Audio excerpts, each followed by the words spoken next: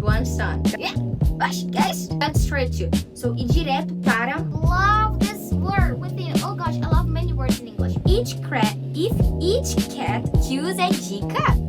Osh. Let's practice my reading and your listening and vocabulary skills in this video. Hello everybody, how are you all? My name is Leticianicoly and welcome to my language learning channel. Basically today I'm gonna be reading Atomic Habits. That is a book in English that I'm currently reading. And I'm gonna read it with you guys. So I'm gonna put the page I'm reading right here, I think. Here or here, I think here it's gonna be better. And then you can practice your reading, your listening, your vocabulary, and I can finally practice my reading. I have a really bad reading, that's why I'm trying to do this every single week. I hope you guys like it. Sometimes I'm gonna speak Portuguese just so I can explain some things or say something important, but don't worry, I'm gonna put subtitles in English and in Portuguese. So if you're watching me from anywhere in the world, that you will be able to understand everything that I'm saying. Okay, so Atomic Habits, page number 37.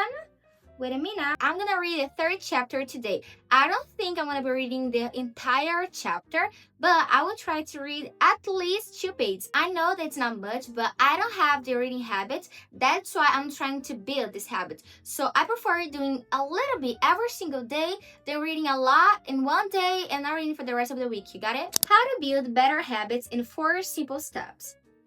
In 1898, a psychologist named Edward Thorndike conducted an experiment that would lay the foundation for our understanding of how habits form and the rules that guide our behavior. Okay, I love this word behavior. Oh, what is behavior in Portuguese? Oh, you can read in the captions, but I just love this word in English, like your behavior define who you are. I love it. Thorndike, oh gosh, I am so bad at reading names in English. Names, people's names, streets names, everything that is a name, I don't know how to say it, basically. In the last video, many people asked me where I am reading these books so I can listen to the pronunciation, translate some stuff.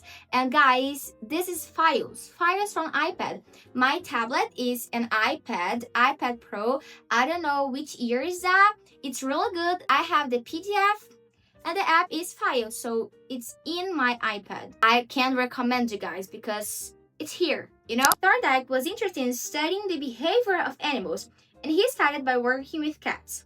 He would place each cat inside a device known as puzzle box.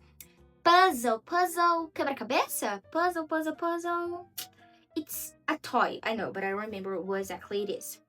The box was designed so that the cat could escape through a door by some simple act such as pulling at a loop of car, pressing a lever, or stepping on a platform.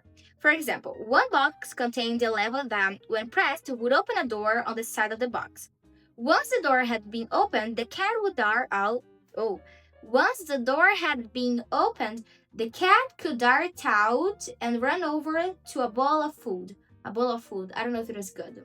I hope it is. Most cats wanted to escape as soon. Oh, and I forgot to tell you guys that I'm not focusing on learning vocabulary. That's why I'm not pausing and writing new vocabularies. First, because this book doesn't have, I'm not gonna say useful vocabularies, but doesn't have vocabularies that I will actually use in my daily life. So today I'm focusing only on reading. Sometimes when I'm reading a book or Atomic Habits, whatever, I like to write down some new vocabularies. And I realized that it doesn't make sense to write down vocabularies that I'm not actually use. So I will lost. It's gonna be a waste of time. I prefer first learning things that I will actually use in my daily life, useful vocabulary, useful expressions, and then after that, I can learn more vocabularies. Got it? Let's keep going then. Most cats wanted to escape as soon as they were placed. I love this. Placed inside the box. They would poke their nose into the corner, stick their paws through opening, and claw at loose objects. I didn't understand this sentence. So, poke their nose into the corners, so esquinas, ou seja, aquelas coisinhas. Stick their paws. I don't remember what is this. Even the pronunciation. Let me listen to it. Pause. And what is pause? Ah, prata. Oh my gosh. Totally forgot. Nah, actually, I don't know I don't think I knew it. Pause. Let me think. I don't remember knowing it. After a few minutes of exploration, the cat would happen to press the magical lever. Lever is... oh gosh, what is lever? I don't know. I don't know in Portuguese, but I understood. The lever and... the door would open and they would escape. Thorndike tracked the behavior of each cat. Oh my gosh. Thorndike tracked the behavior of each cat across many trials. In the beginning, the animals moved around the box at random. I would never say this. Aleatoriamente, right? At random. Interesting. But as soon as the lever had been pressed and the door opened, the process of learning began. Gradually, each cat learned to associate the action of pressing the lever with the reward of escaping the box and getting to the food. Okay, I got it. After 20 or 30 trials, the behavior became so automatic and habitual. Well, let's listen to it again. Habitual. And habitual, it doesn't sound right for me, but okay. Habitual, that the cat could escape within a minute. I love this word, within. Oh gosh, I love many words in English. Within a few seconds. Okay, again. After 20 to 30 trials, this behavior became so automatic and habitual that the cat could escape within a few seconds. For example, Thorndike noted, cat 12 took the following times to perform the act.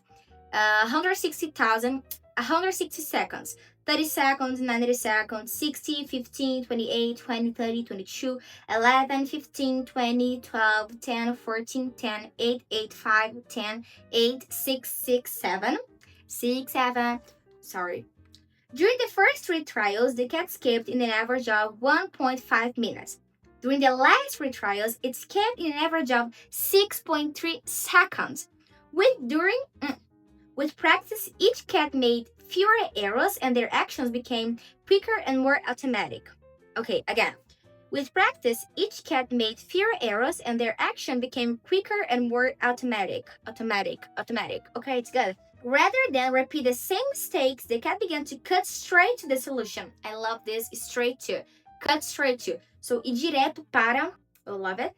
From his studies, Thorndike described the learning process by stating, behaviors followed by satisfying consequence tend to be repeated, and those that produce unpleasant consequence are less likely provável, to be repeated. So basically, we are more likely to do things that will have a good reward after doing it than things that when you do it, it doesn't give us a good reward. It's unpleasant, you know? For example, what I understood is that if every day I say, after studying, I can watch a series, then I will want to study, because sometimes I want to study, but I also want to study English.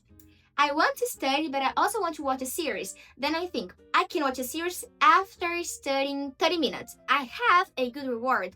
But if I study and after that, still study, and I don't have something good to do after that, I'm not gonna like doing it every single day.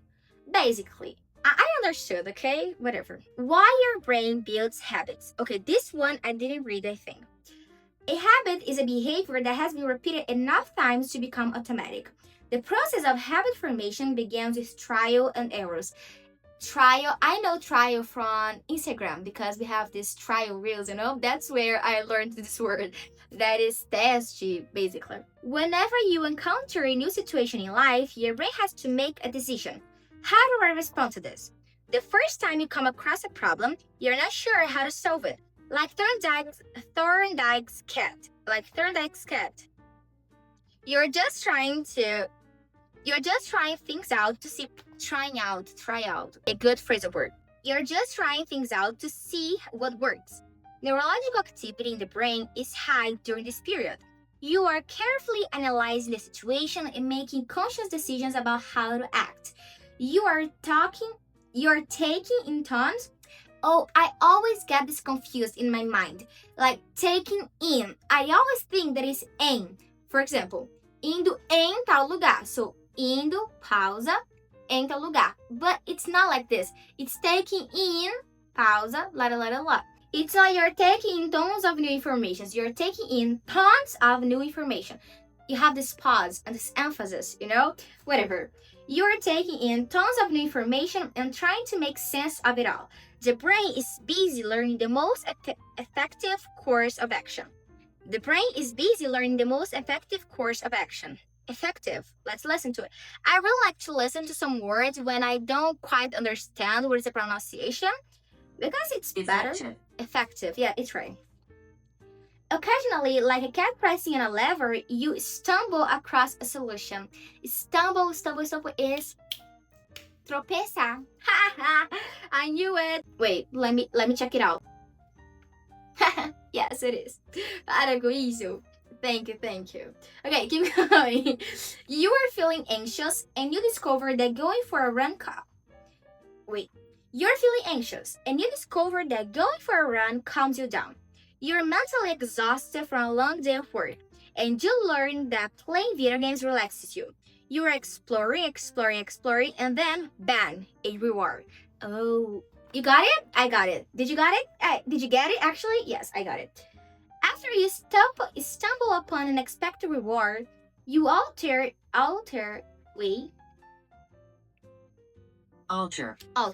Okay, again. After you stumble upon an expected reward, you alter your strategy for next time.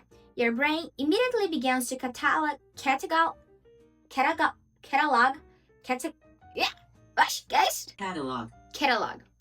Your brain immediately begins to catalog the events that precede the reward. Wait a minute, that felt good. What did I do right before that? Got it. This is the feedback loop behind all human behavior. Try, fall, learn, try differently. With practice, the useless movements fade away, so disappear. I love this. I'm gonna highlight it because I like this one. I'm gonna highlight it in, let me think, blue. I like it. And the useful actions get reinforced. That's a habit forming. Okay, again. With practice, the useless movements fade away. And the useful actions get reinforced. That's a habit forming. Whenever you face a problem.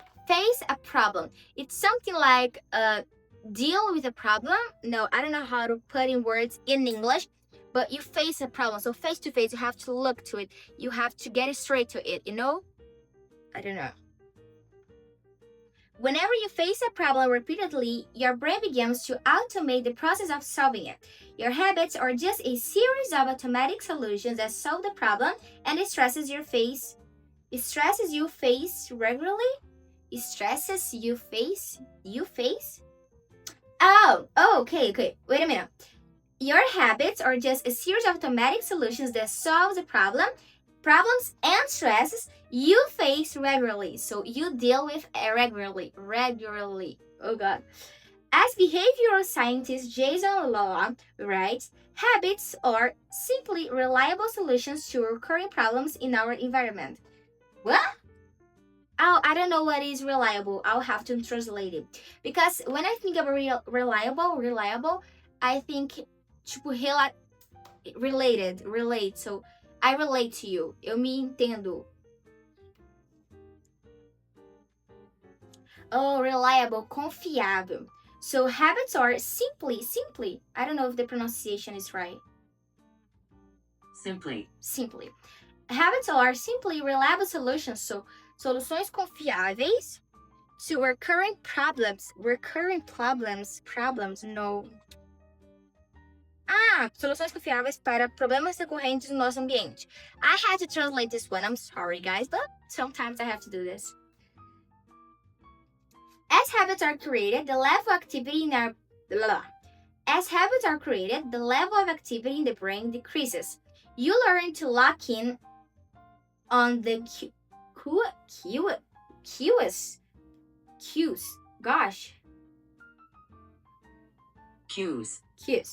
You learn. What is cues? Wait. Dicas?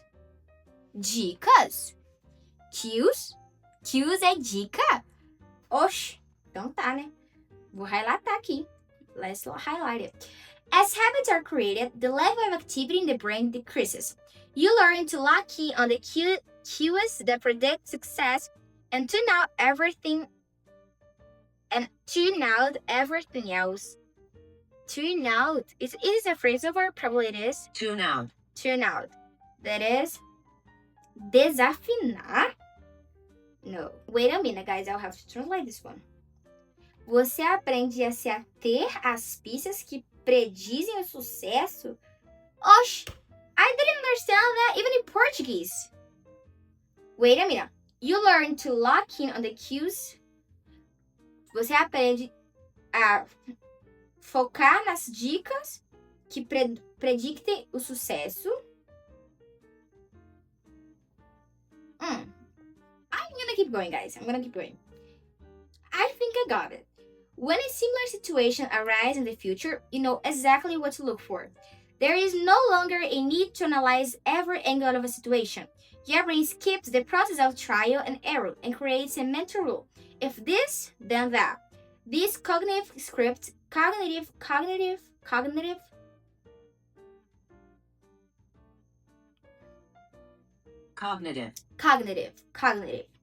These cognitive scripts can be followed automatically whenever the situation is appropriate. Now, whenever you feel stressed, you get the itch to run. The itch to run. Because we have it, itch, it. Wait. Itch to run. Itch to run. Itch to run. Now, whenever you feel stressed, you get the itch to run. As soon as you walk in the door from work, you grab the video game controller.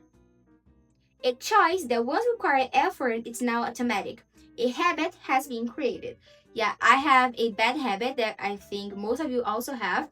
That is, as soon as I wake up, as soon as I open my eyes, I grab my phone. I take my phone and I start scrolling. And when I realize I've been there for more than 30 minutes every day. That's terrible. A bad habit that I want to change and I will change in 2026. Amen. Habits are mental shortcuts, atalhos. Oh, I love this word. Wait, I'm gonna highlight it. Learned from experience. Okay, again. Habits are mental shortcuts learned from experience. In a sense, it seems like innocent, you know? Wait a minute. In a sense. De certa forma, I didn't know this one. In a sense, a habit is just a memory of the steps you previously in the Vampire Diaries. In a sense, a habit is just a memory of the steps you previously followed to solve a problem in the past. Whenever the conditions are right, you can draw is desenhar.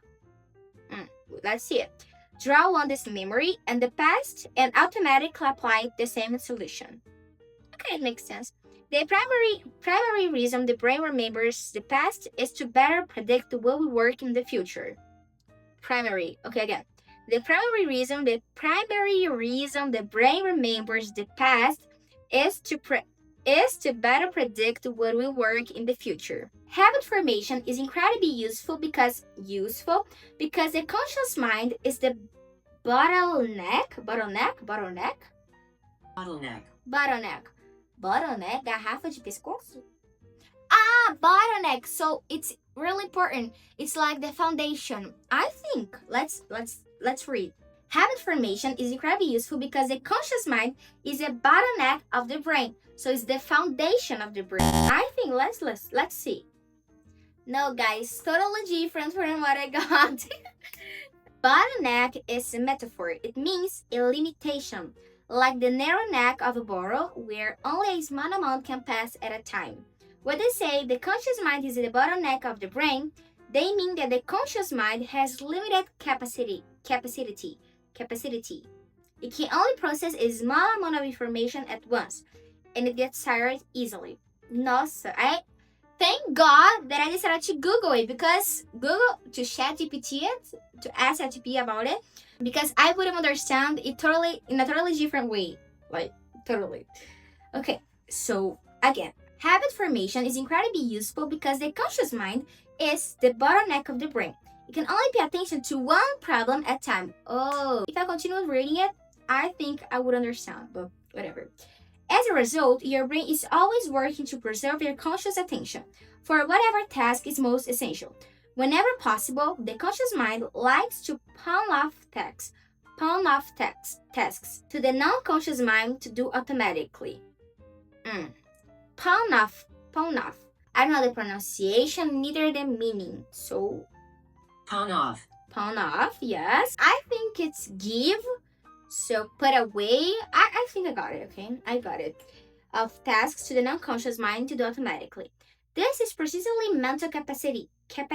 Oh, no. This is precisely, let's listen to this. Precisely. I think I've read this word today and I didn't say precisely. I think I said precisely. Oh gosh, I'm sorry guys, I'm sorry. Precisely. Okay, this is precisely what happens when a habit is formed. Habits reduce cognitive load and free up mental capacity. So you can allocate your attention to other tasks.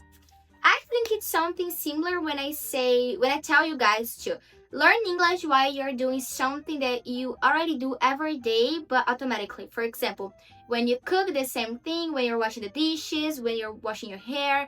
So it's something that you can kill two birds. A good expression, wait a minute. So basically you can kill two birds with one stone. You can do something that you already have to do and also learn English. So kill two birds with one stone. Got it? Yeah, let's go. Oh, and I also like free up, liberar. Really good.